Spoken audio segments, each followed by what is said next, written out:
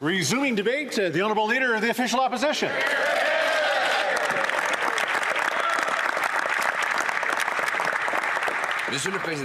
Mr. Speaker, I rise today to denounce the terrorist threat on Canada that President Trump announced,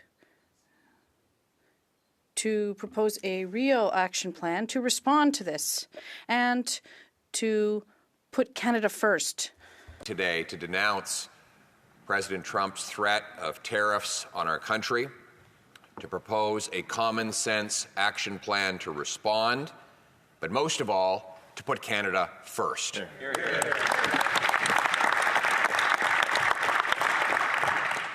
We have a president south of the border who's made it clear he wants to put American workers and American security first. That's his right.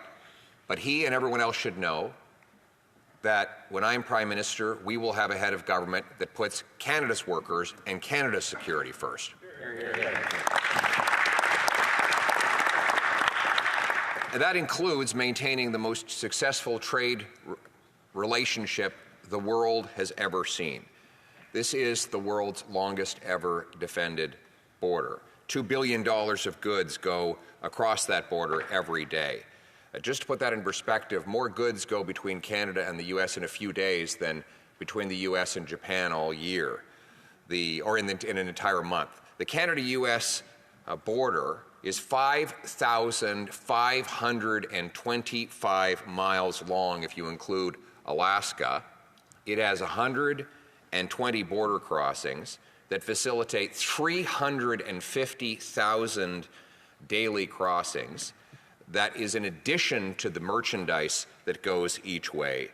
The sheer volume of this relationship requires intricate planning and precision to get these goods moving back and forth. An automobile will cross the border 7 times before it is completed and sent off to market. By the way, the Americans should understand that we're pretty important to them too. The reality is that Canada purchases more goods from the United States than does the entire European Union, despite Canada's population being 1/15 the size of Europe.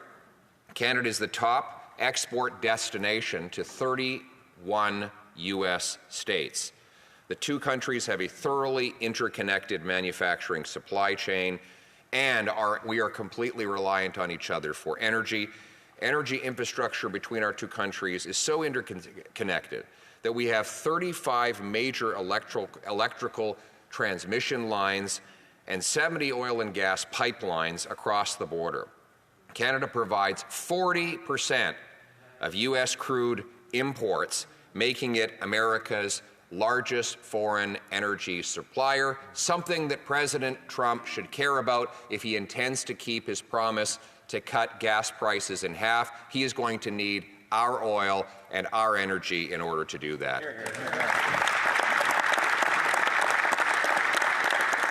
And we're going to need continued access to the American economy if we are to succeed. We trade more with the United States than we do, actually twice as much with the United States than we do with the rest of the world combined. There are dreams of replacing the U.S. with another country or other countries. We've been talking about this since the first Trudeau, that we would be doing business with a lot of other countries elsewhere, but this has never happened. In fact, the weight of the U.S. economy has grown. Its percentage of global GDP is on the rise. All forecasts of China outstripping the U.S.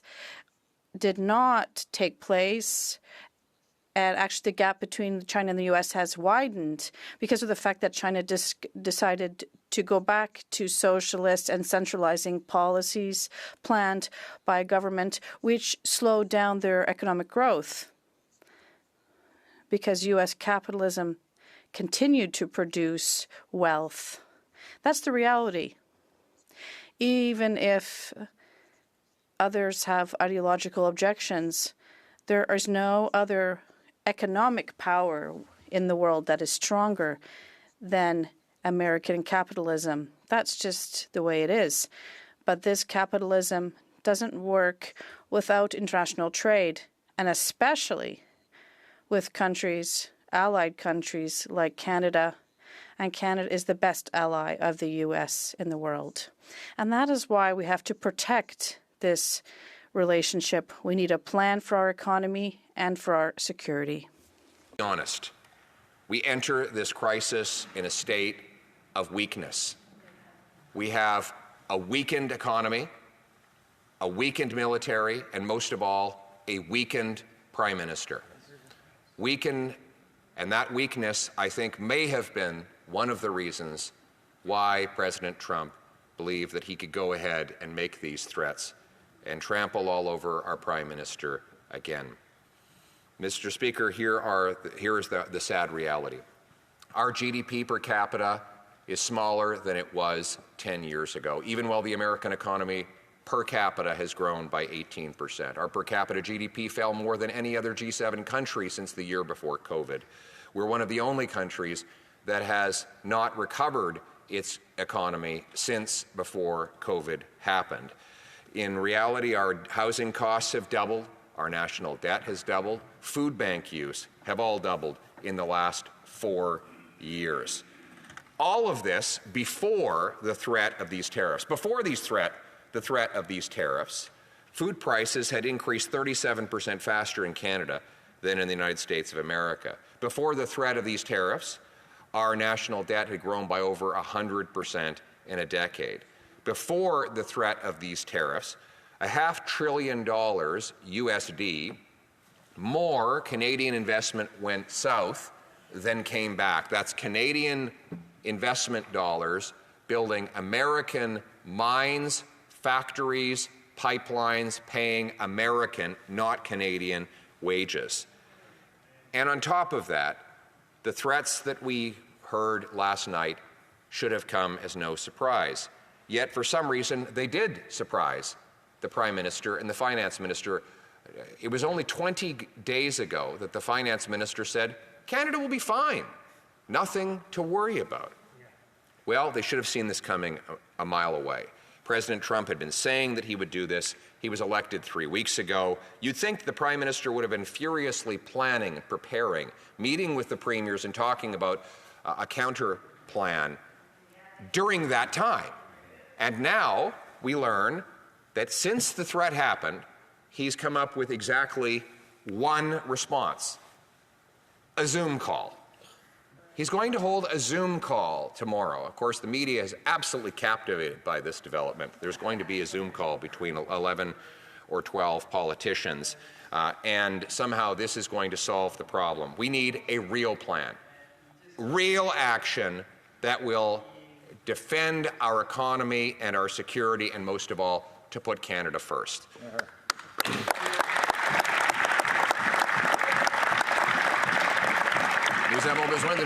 We need a real plan to put Canada first and a plan for our economy and security.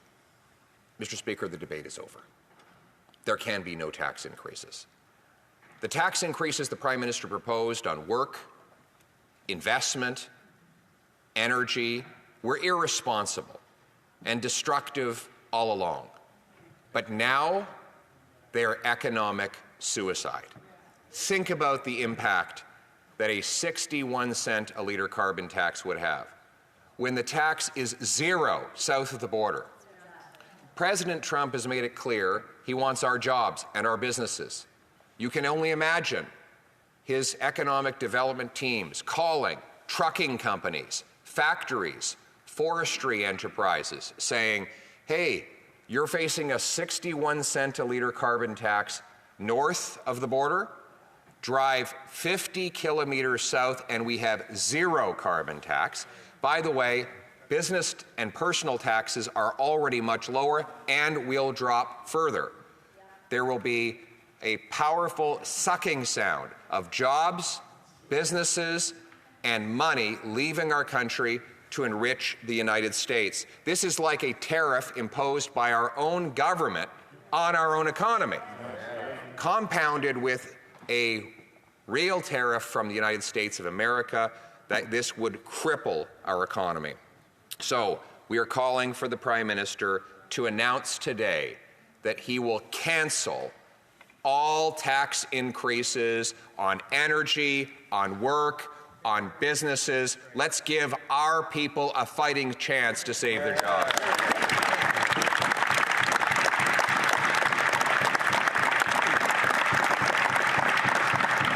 Secondly, Canadian energy is not the enemy. Our energy sector is our #1 net export. Yet the Prime Minister has made it explicit that he wants to phase out that sector. He has blocked 2 pipelines, he blocked the Tech Frontier mine, and he has prevented us from building a single solitary LNG liquefaction plant, which, by the way, would have allowed us to ship our natural gas to countries other than the United States of America. Right now, because the Prime Minister has blocked LNG liquefaction on both coasts, we're stuck giving every single cubic foot of LNG we export to the Americans on their terms so that they can liquefy it, they can upgrade it, and they can turn it into a profit, something that to which, presumably, the 25% tariff would apply. We need to end this madness. First of all, we must announce here and now the cancellation of the production cut for the Canadian oil and gas sector.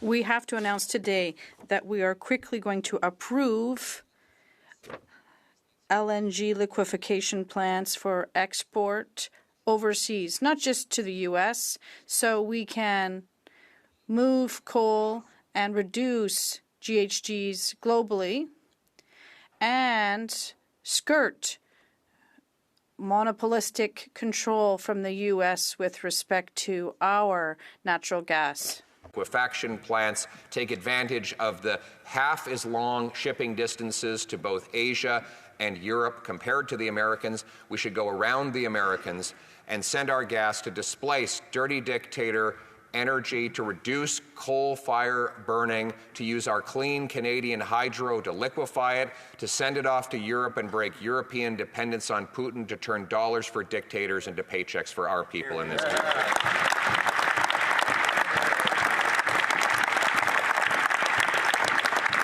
Next, we have to rebuild our military. It is now clear.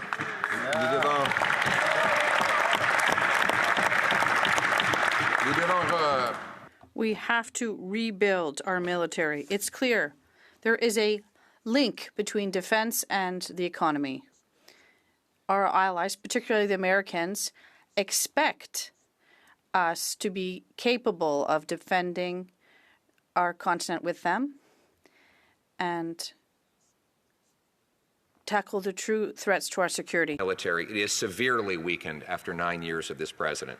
Prime Minister, Mr. Speaker, in 2023, Canada spent more money on consultants and professional services than we did on our Army, Navy, and Air Force combined. The Army spent $34 million on new sleeping bags that aren't even suitable for Canadian winters. Half of military vehicles aren't fit to deploy. We've run out of ammunition, 155mm artillery shells, with no plans to reload.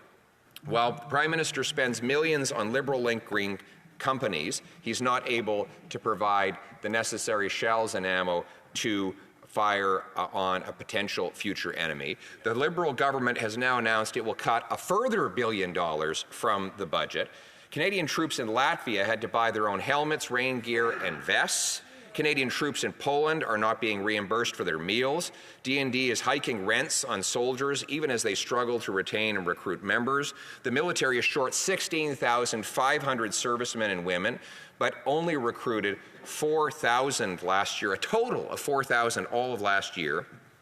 Weird, woke, wasteful obsessions undermined our military and drive down recruitment. The reason why the Canadian military cannot recruit is because young men and women do not want anything to do with the divisive identity politics that's being imposed on the forces by this government.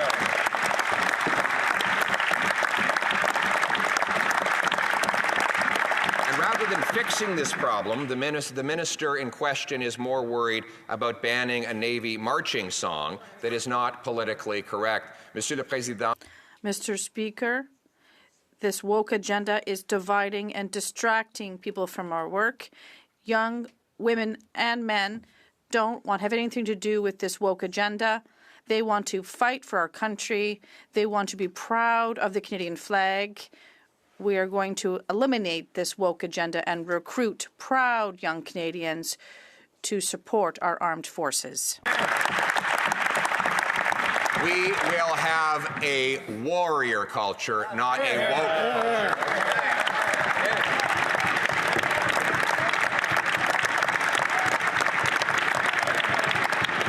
Now, we know this is all going to cost money, and that's going to be difficult because we will inherit a dumpster fire of a budget. We know that Canada's families are the most indebted in the G7. The national debt has doubled in size, and the Prime Minister's spending is still out of control. He's added more debt than the 22 prior Prime Ministers combined and keeps piling it on. That said, and by the way, his big priority now is to take GST off potato chips. Can you imagine that being your economic priority in the current environment we're in today? Mr. Speaker, we have a real plan, and a plan that we will build out between now and the next election. A common-sense plan that will cut back on foreign aid to dictators, terrorists, and global bureaucracies, eliminate useless back-office bureaucracies and procurement boondoggles, and redirect all of those billions in savings to rebuilding our forces. And this is how we will do it. We will expand our presence in the north to keep Beijing and the Russians out. We will secure the continent against attacks and threats. The world's best cybersecurity, artificial intelligence, optical and drone technology. We will expand the reserves and make sure they are trained for both the military and the civilian economy so that they are ready to be called on, God forbid, in the event of war. We will get more bang for our buck, as we proved that we could do under the previous Conservative government. Yes, we had a lean, mean fighting machine. Yes, we were efficient. But under the previous Conservative government, with that efficient spending, we were able to buy 5 Globemasters, massive strategic airlift, the Hercules aircraft, 17 Hercules aircraft, the Chinook helicopters, the Leopard 2 tanks, the refurbishment of our refueling vessels. The list goes on. And by the way, we were able to help our American friends destroy ISIS and Al-Qaeda. At that time, they had no concerns about us carrying our weight because we were punching above our weight, which protected our security and our economy.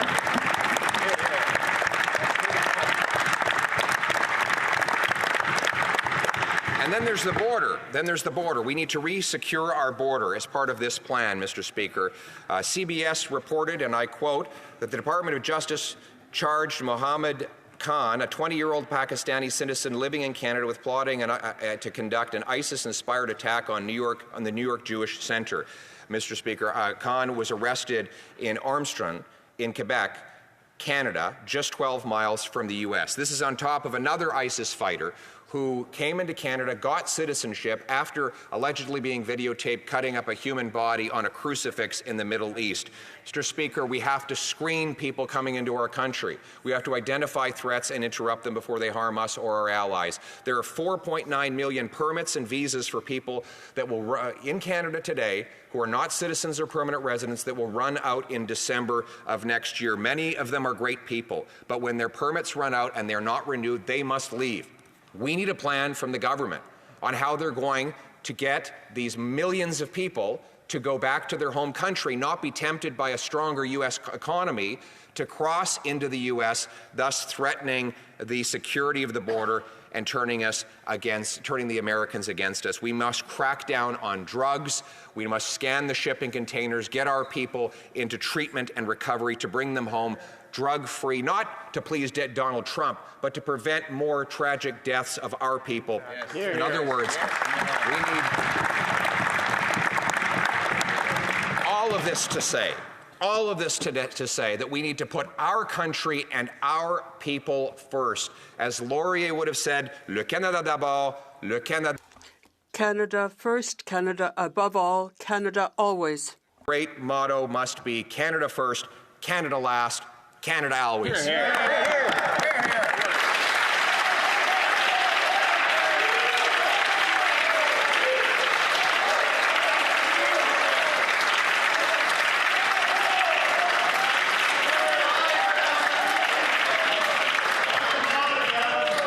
Questions and comments? Questions et commentaires. The Honourable Parliamentary Secretary, Government House Leader.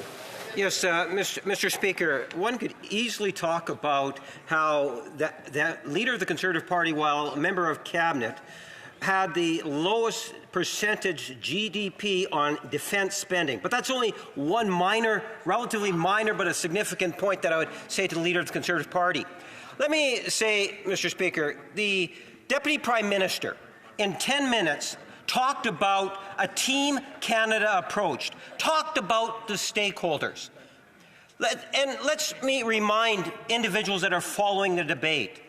Donald Trump in this issue is a very serious issue for Canada. We have the experience. We've demonstrated that. When the negotiations got tough last go-around, the Conservative Party, with this leader, capitulated and said, no, just make a deal. We said that we are going to make a deal that's in the best interest of Canadians. Now he wants to flip-flop. Why should Canadians have any trust with this leader on the trade negotiations with the United States, given its importance? Honourable Leader of the Official Opposition. First of all, I note that the Prime Minister was not courageous to come and debate me here directly on this today. He should be here in this House debating the future of protecting trade.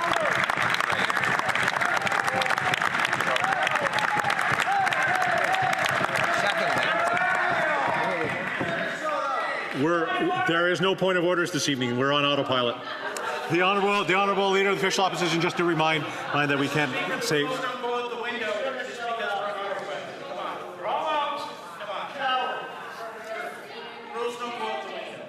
I'll wait until the Honourable Member is done.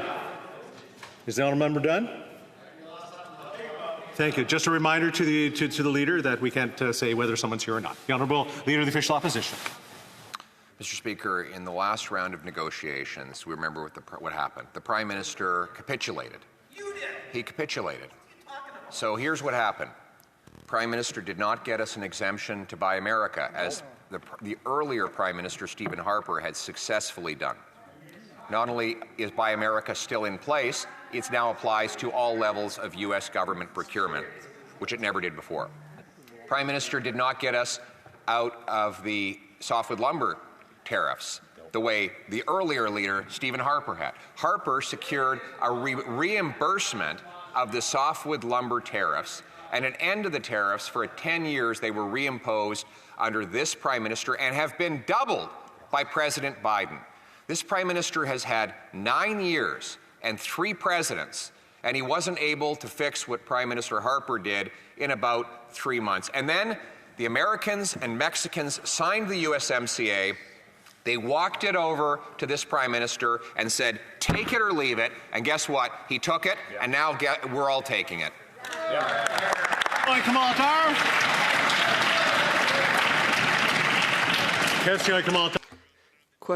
Questions and comments? The Honourable Member for Jonquière.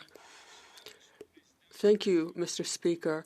You know, I don't believe you can govern a country like an advertising firm. This doesn't help to solve important issues. Saying Canada first, triple this, axe the tax, that has never worked. What I've heard from the leader of the official opposition are empty slogans. Now I'm going to give him a chance. Could he tell us what his plan is? Qu'est-ce que j'ai entendu là? Okay. No dilatory motion, so I apologize for that last. So I guess we can do points of order because I didn't hear what happened there. J'ai pas entendu. I didn't hear what happened. The Honourable Member for Bellechasse. My colleague for Jonquière called one of our colleagues an imbecile. Not acceptable. We do not accept it. Zero tolerance for that sort of thing.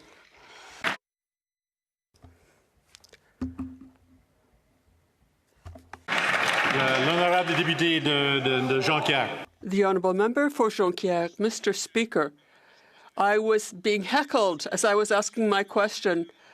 I withdraw the word that I used, but I would recommend all Conservative members to apply what we've just heard.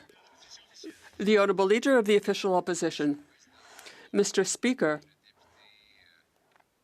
at least the Blockiste member has spoken for once. It's been months that the government has threatened his region with a decree against the forestry sector.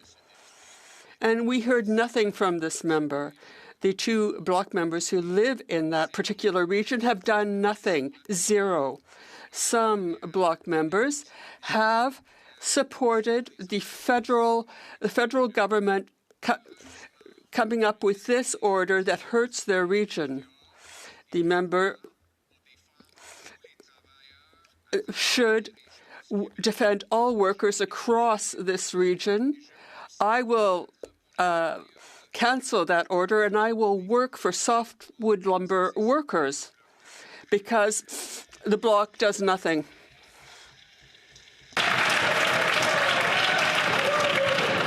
Questions and comments? The Honourable Member for Windsor West. Thank you, Mr. Speaker. One of the things that was critical to this discussion tonight and what we highlighted in the request to have this debate was that Donald Trump questioned the Canadian border in particular. In fact, his 25% tariff is tied directly to his argument that he makes that crime and drugs are coming across the northern border, similar to the southern border, and that is the reason for the tariff. So as New Democrats, we have proposed to continue to train more officers under the CBSA as they are short 2,000 to 3,000 officers at this moment, expand their powers that could have been done since 1932 to actually allow them to do more type of work that's consistent with the RCMP. And as well, Mr. Speaker, we want to make sure that the training of the officers can be done as they go back to their regions to enhance the application process. But I do want to ask a specific question because it's important. In this last part, I'll let the honourable member finish up his question. I have a point of order, the honourable member. Well, on several times, it's difficult for francophones in this House.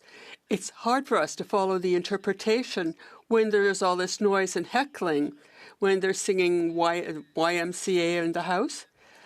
When there's this level of noise, it's difficult for us. So I would ask that you remind members out of respect for interpreters. I do appreciate that. To keep the noise down so that we can get through the questions and comments section of this, I'll allow the honourable member from Windsor West to finish up his question. Thank you, Mr. Speaker. And another practical element is opening up new training facilities as well for our CBSA officers. But going directly to a matter that's very important in terms of this Parliament already had the Conservatives voting against a supplementary budget of $26 million to our CBSA officers.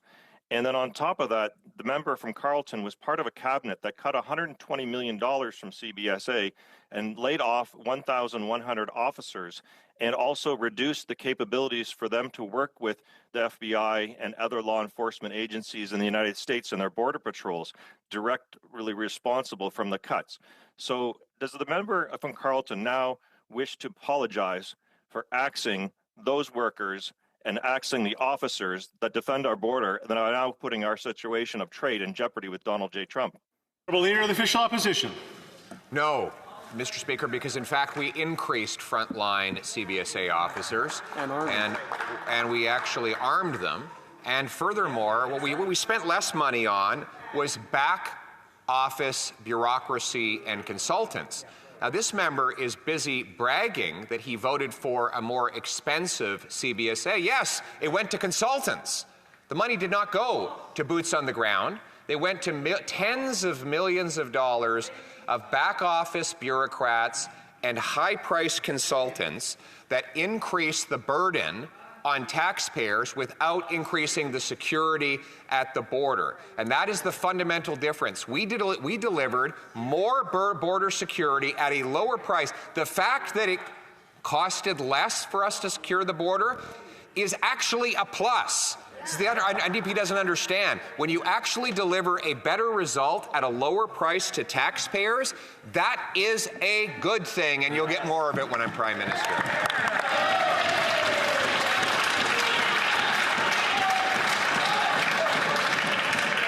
I just want to underline, I did hear a lot of comments in the background.